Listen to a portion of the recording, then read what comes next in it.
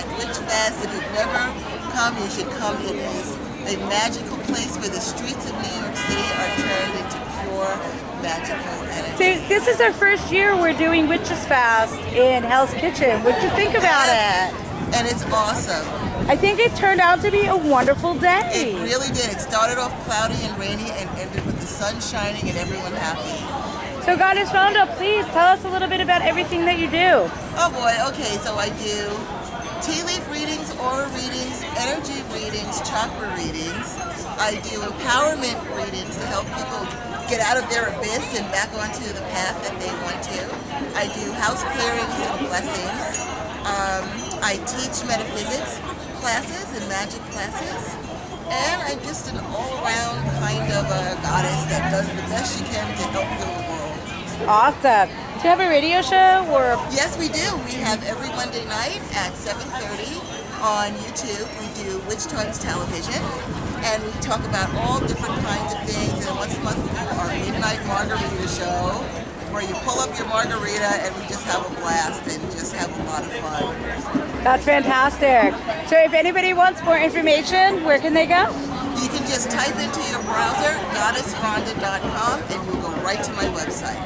Fantastic. How long have you been doing Witchfest? Let's see. I started in the 80s. I'm dating myself. So what's that, 30 years?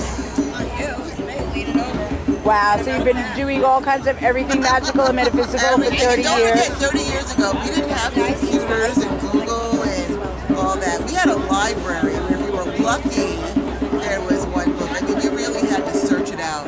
What type of changes have you seen since you started? I'm probably more inner of self-acceptance, empowerment, using my own gifts and blessings, and responsibility. Recognizing if things go wrong or I make a poor choice, that's my responsibility. It's actually why I started calling myself a goddess, because I realized that the messes, I created the messes, so I can also, but that means I can create, so I can create successes. And that I took responsibility for my choices that I made, and that helps me to also remind myself to make better choices. That's awesome. What would you like to see for the future in paganism? What I would really like to see is everyone, pagan, non-pagan, whatever your spirituality is to recognize we have so much power within us, and we were blessed with so many gifts and abilities that the world would be a much better place if we healed ourselves and did more to help heal the earth and heal other people. That's what I would love to see, is to just bring peace and balance to the world, no matter what your spirituality is. What is your favorite part of Witchsfest? Oh, seeing all the people in their magical garb, walk down the fairies and the belly dancers and the drumming. It's just the whole, I can't narrow it down to just one thing. It's Good answer. Well, thank you for being with us on Magick TV. We love you. We love you too. And you have to come join us on Pagans Tonight Radio Network one I night. would love to. Beautiful. I'll be in touch. Thank you, Goddess. So hi, we're back, and I am talking with Lilith Dorsey. Can you tell us where you're from and what you do? Well, I'm a Voodoo Priestess, and I have my own spiritual house here in New York City. This is my third year presenting at Witchsfest, so I'm really excited. Yesterday I taught my class on warrior goddesses of Africa and beyond, and today I'm teaching my class on sacred art and altars of Africa and beyond. It's all about Africa and beyond because I'm a New Orleans style Voodoo Priestess, but I also have initiations in Haitian Vodou and in, Cuban Lakumi. So there's a lot of different things that I do, and I think there's a lot of interest in African traditional religions right now, and both from my background as a priestess, and I'm also an anthropologist. That's what I did, at my master's degree in. So I've got, I think, a broad overview of what people can do with these traditions respectfully and honorably, and it's part of what I've been doing for almost 30 years now, bringing that message to the community so people can honor them. What superstitions or bad things that people say about voodoo can you clarify for us? Oh, there's so many bad things that people say about voodoo. I think first and foremost, there's this concept that it's evil, you know what I mean? And I think part of that came from the fact that it was religion from oppressed people, colonized people, enslaved people. So if you have somebody who's stealing your children, as unfortunately happens even today, you're going to respond in a strong way. So a lot of what New Orleans voodoo and Haitian voodoo was about, you know, having people stop doing bad things to each other, you know, protecting yourself, protecting your kids, protecting them with the strongest magic possible. So in a lot of ways, our system got very much stronger because of these hardships that we had to endure. So I think that it has a misconception about being evil because it is so strong, and it does have, yes, curses and hexes and all of those things. But if somebody was taking your kids or doing something to your partner, of course you're going to respond with everything you have, you know, and I think that's what's at its core. But it's not evil. It's not any more evil than any other religion that I've seen, probably less evil than a lot of other religions, you know. We're all about the ancestors and respecting the ancestors, you know, and I think the other thing about it, again, through Hollywood and the media, has to do with it's been highly sexualized, and people think that voodoo's all about, you know, I did a ritual once where people started taking their clothes off before I even started, so I was like, no, that's not here, like, put your clothes back on, you know, we're going to honor the, would you take your clothes off in front of your grandmother? No, so put your clothes back on, and now we're going to honor the ancestors and all those spirits that came before. So I think in that way people need to sort of lose that thing from their mind, that, you know, and also I think even from people that are respectful, there's this whole misconception about they can just do what they want to, and because it's a living tradition, there's sort of rules with this tradition more than some of the other, you know, modern New Age pagan traditions. So there's a right way of doing things, and it's up to people to go and find out what those things are, you know, and it benefits everybody in the long run. It might take a little bit extra to go find somebody who's good and a good teacher who you trust, but then you're not going to make those mistakes and have negative things happening to you. I always compare it to cooking in the sense that, like, you know, if you don't know what you're doing with cooking, you could go in and think cornstarch was flour and salt was sugar and try and make a cake, and then it would be horrible. So you need somebody there that's going to tell you these are the ingredients that you need for positive magic, these are the ingredients that you need to make something good and to make positive change in your life. So that's pretty much about it. I think the biggest misconceptions are, That's awesome. Definitely. And it's true. I tell a story a lot of times about the voodoo doll, that it wasn't for cursing people. It was actually the dolls that was passed around the village to bring to the medicine man, so he knew who had what ailment in what location, Yes. and then he can send a treatment back with the doll to that person. Yeah, definitely. And again, it's not even really an African concept. I mean, I did speak Right. to a Sangoma once from South Africa that said, which always sounded really bizarre to me, that they would do the healing magic doll for the person, and then it would go inside the vagina of a cow, which I always was like, whoa, okay. Like, so it's a pastoral people, so that way it would be like the cow healed it, and then they take it out the next day, which is kind of creepy and freaky and weird to people, I think. But as these things go, that's the only one weird instance that you get. You know, it's basically puppets. Those kinds of dolls are a Celtic import, and it Right. doesn't have anything to do with voodoo except for Hollywood misconceptions of these things. Yeah, definitely. See, that's such a large problem, even in Wicca and other forms of paganism, is the Hollywood conception of what we do and what we are. Right. And where do we start to even fix that? Yeah, I mean, I think by what you're doing, that fixes it. You know, by what I do, you know, I studied anthropology, but I also studied documentary filmmaking, so I make a lot of at NYU, since we're here in New York, that way. You know, so part of what I was doing when I went through, you know, the doc program at NYU was to try and make this information accessible to more people, to do it, again, responsibly and respectfully, and allowing, you know, people to really know what's going on from someone who actually does it, as opposed to these outsiders coming in and telling us what we're about and making up these stories and editing it the way that they want to. Being in charge of our own stories, I think, is what's really important, and that's how we change that, really, at ground roots. And then we have to be good to each other. You know what I mean? We have to say, oh, here's another pagan, here's another spiritual person who's doing what they can to present their true story, their true self out there. We have to share those things. We have to comment on them, like them, all of those things in order to help each other. And when we see something that's bad, we have to call it out too. I'm not saying get into witch wars, but we have to say that, no, we're holding you up to a higher standard. You have to be more responsible when you make these things. Yes. So Voodoo Universe. Yes. Tell us how people can get informed, where they go, All right. what you offer. All right, well, Voodoo Universe is my blog, and it's on Patheo. So if you Google Voodoo Universe, I'll come up. And there's over 550 posts on there now. I've been doing it for 5 years, so we're doing pretty good. There's a lot of things that we do with that. My website is lilithdorsey.com, so people can find me that way, and then they can find me on all social media and things like that. You know, YouTube, Twitter, Facebook, all of those things I do, so people can find me there. I do readings.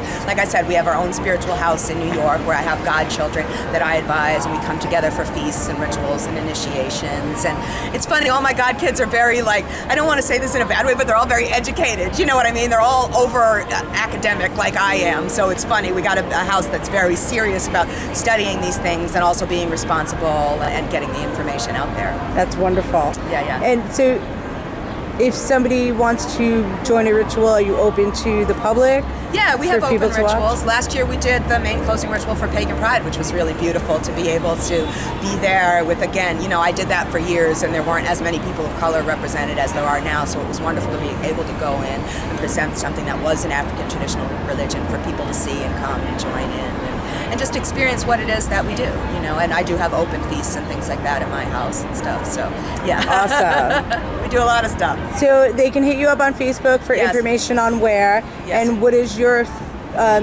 site on Facebook? They can go to the Lilith Dorsey author site, Lilith, that's how you spell it. That's my real name. People think I'm a witch, so I call myself Lilith. No, my parents gave me that name, so that's how that goes.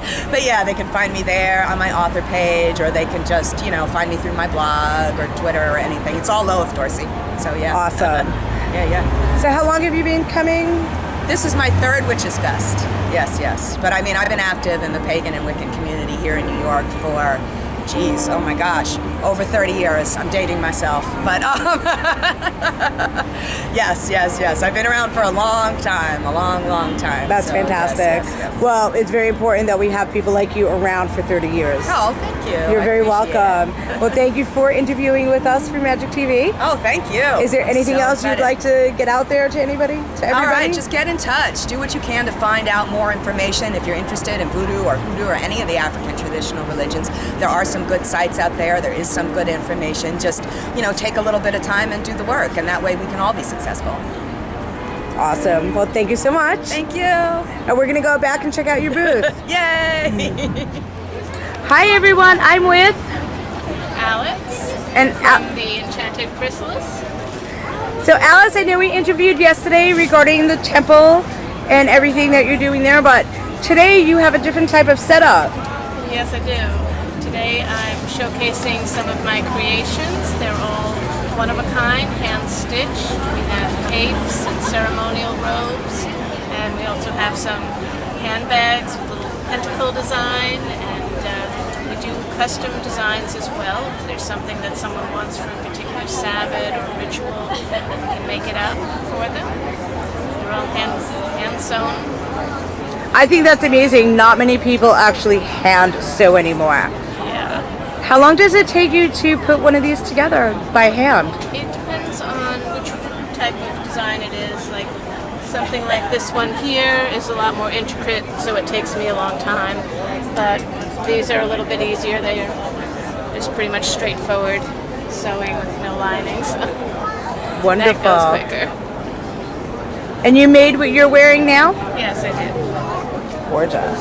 Absolutely gorgeous. Yeah. So people can custom order, they can pick their color, pick their material, their fabric, Yes. and it's all done through online?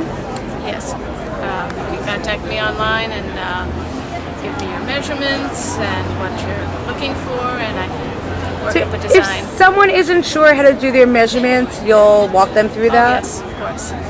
Awesome. So let's see what you have. Show us some stuff. I have this black and red tulle cape, and these all come with a hood. This one is a little more lacy, has sort of a Mexican feel to it, and also with a hood. This is something a little lighter just for the summertime. It's lacy and the air goes right through it to keep you cool. Beautiful. And this, of course, a little warmer with the velvet. That is gorgeous. Yeah, this is one of my favorites. I hope the camera is even doing these justice. They are really absolutely beautiful. And the stitching, I love the stitching on them. Yes, everything is done by hand and fully lined. Wow, gorgeous. And this lady is very sparkly and has wings. Sort of a little fairy look to it. Oh, how cool. And we have the little bags with the pentacle. They come in different colors. And they can be custom ordered? Yes. So you only do the bags in black? Usually it's a black background, but you can custom order what kind of pentacle you want. If you want a different color than what you see here, and they come with a matching lining. I actually have one. Yay. And I have my moon and my sun here, a lunar robe. Oh, beautiful. And a solar cape, perfect for summer solstice. Black velvet cape with a flowery lining. And these all come with a hood. Oh, look at the work on this up here. That's beautiful. So something like this with a double lining and being hand stitched, how long does that take you to do? Well, I would say something like this one might take about a week, but I don't work, 24 hours a day either, so Right. several hours a day. Wonderful. And the other more intricate ones take maybe 2 weeks. So if anybody is interested, where do they find these wonderful creations of yours? We have a website. It's www.sisterhoodofthesevenspheres.com, and on there you just click on the Enchanted Chrysalis and you'll see pictures, and you can contact me through there. You can reach me at my email, which is Alex, A-L-E-X, at sisterhoodofthesevenspheres.com. Awesome. Well, thank you and good luck with your creations. I hope you sell them all today. They are absolutely beautiful. Thank you. Okay, so hi everyone, I'm back and I am with... Christopher Penczak. Well, hi Christopher, great seeing you here again. I love that you're here every year. Thank you. Have you been... I come every other year, but I'm very happy to be here. Awesome. So you have so many new things going on. Tell us about them. Oh, what do I have going on? Well, I think the big thing is I've got a couple books in the pipeline. I've got a book called The Lighting of Candles coming out to be the second in the series of my practical magic series for Copper Cauldron. And I've got another book that I'm really excited about that probably won't be out till next year. It's called The Goddess in the Cauldron. And it's a book on cauldron mysteries and the Holy Grail and the myth of Caradwen. Oh, that's fantastic. So, Christopher, I'm pretty sure that everybody should know who you are and where you're from. But just in case. Well, I am from New Hampshire, born and raised. And my main claim to fame is I'm one of the co-founders of the Temple of Witchcraft. And where is the Temple of Witchcraft? Temple of Witchcraft is located physically. I prefer to think the temple has many hearts and exists in many places. But our physical root and property is in Salem, New Hampshire. But we've got teachers and events and classes going on all across the country, and we actually are going to be ordaining our first priestess from the UK soon.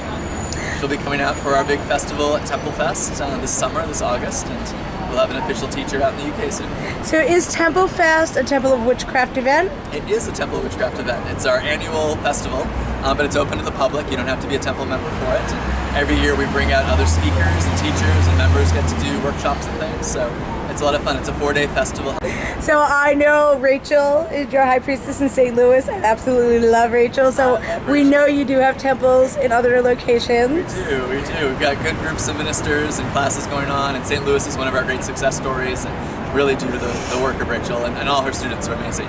They're actually coming out to the temple for their initiations for their high priest, high priestess group, so I'm very excited. That's fantastic. So for information on the event. So if you go to templeofwitchcraft.org and click the button Temple Fest, you'll get to the Temple Fest website to know about that. And if you want to know just about the temple and our online classes and other events, just templeofwitchcraft.org. That's great. So where else are you going to be this year? I'm going to be in Charmed Sortilege in Montreal in the next couple weeks. And then Temple Fest, and right around there I'll be at Witchsfest in New Orleans, which is exciting. And then I'm going to be at Soul Journey in September. I'm going to be doing a little kind of moving down the East Coast. I'll be in Connecticut, New Jersey in September. So Curious Goods in Connecticut, and the last weekend of September I'll be at Soul Journey teaching a brand new weekend intensive called The Witch's Soul. That's fantastic. Now, you do offer courses and classes online. Yep, we do classes online. Our whole mystery school is offered online, and we have a variety of non-degree classes that are online as well. That's fantastic. And all of that information and your travel agenda will all be on Temple. All my stuff for the temples on templeofwitchcraft.org, and all my personal events will be ChristopherPenczak.com.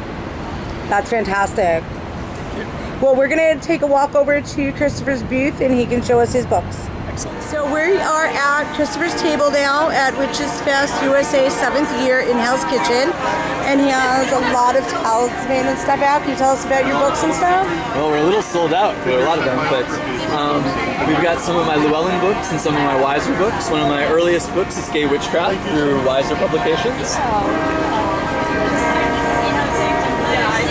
And that is an old favorite, along with my Reiki book through Llewellyn. And we've got some of my other items through Copper Cauldron, one of my own publishing companies now. So The Mighty Dead is one of my more recent books. Oh, that's okay. And then The Feast of the Morgan. And also on the table, we've got my line of jewelry and spell coins and altar coins and pendants. Yes, indeed. They are gorgeous. All Ziva Designs. It's a really wonderful company that's out of Arizona. And you've designed them all, and they I've put it designed them all, together I for you? manufacture them and put them out. Each one is a spell and has like a little incantation inside it. And then probably the most unusual thing I have is one of my latest books, The Phosphorus Grove. That is actually a book of Kabbalistic poetry, and it was based on a kind of received message I got after a very intense spiritual period in my life. And it's something I use for my Kabbalah students to try to understand the symbolism of Kabbalah through the eyes and lens of a witch.